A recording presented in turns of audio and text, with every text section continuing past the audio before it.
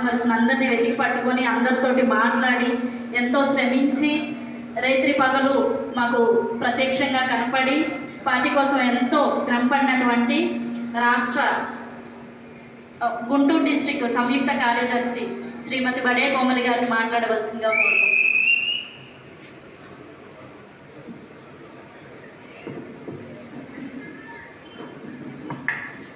ఈనాటి తాడేపల్లి పట్టణ ఆత్మీయ సమావేశానికి ముఖ్య అతిథిగా విచ్చేసినటువంటి మా సోదర సమానులు నియోజకవర్గ జనసేన పార్టీ ఇన్ఛార్జ్ శ్రీ చిల్లపల్లి శ్రీనివాసరావు గారికి నమస్కారాలు తెలియజేసుకుంటూ, అలాగే వేదికను అలంకరించినటువంటి నా తోటి నాయకులందరికీ నా నమస్కారాలు.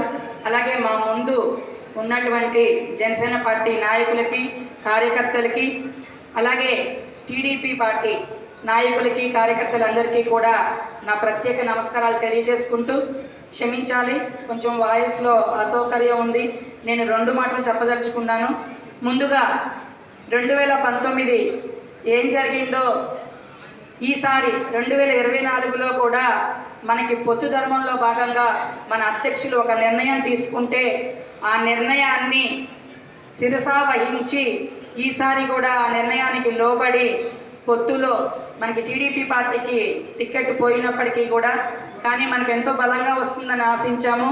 అలా జరగపోయినప్పటికీ కూడా వెన్ను చూపక, నిరాశ చెందక, అంతే విధంగా బలంగా నిలబడినటువంటి మన ఇన్ఛార్జ్ గారికి మరొక్కసారి ప్రత్యేక ధన్యవాదాలు మన కరతాళ ధ్వనులతో మన తరఫున తెలియజేసుకుంటూ, అలాగే ఆయన మొక్కబోని ధైర్యమే మనందరం కూడా పుణిగిపుచ్చుకొని ఏదైతే అధ్యక్షుల వారు ఒక నిర్ణయం తీసుకున్నారో అదే నిర్ణయాన్ని మనం తూచా తప్పకుండా పాటిస్తూ అదే విధానంలో నడుస్తున్న మన ఇన్ఛార్జ్ గారిని మనం ఆదర్శంగా తీసుకొని ఇక్కడ పోటీ చేస్తోంది మన పార్టీ కాదులే, మన అభ్యర్థి కాదులే ఇక్కడ అని చెప్పి ఏ ఒక్కరు కూడా అనుకోకుండా, నిరాశ చెందకుండా, ఇంకా ఇప్పుడు మన బాధ్యత రెట్టింపు అయింది.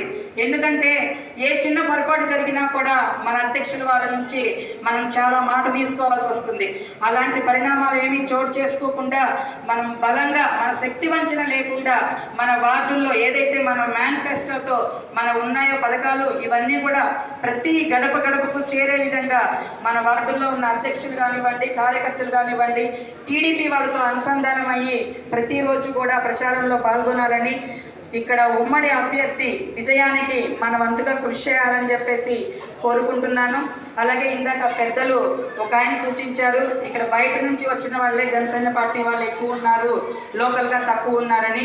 సార్ మేము వచ్చింది బయట నుంచి 10-15 మందేనండి. ఈ టీం అంతా లోకల్ వార్డు మెంబర్స్, అధ్యక్షులండి.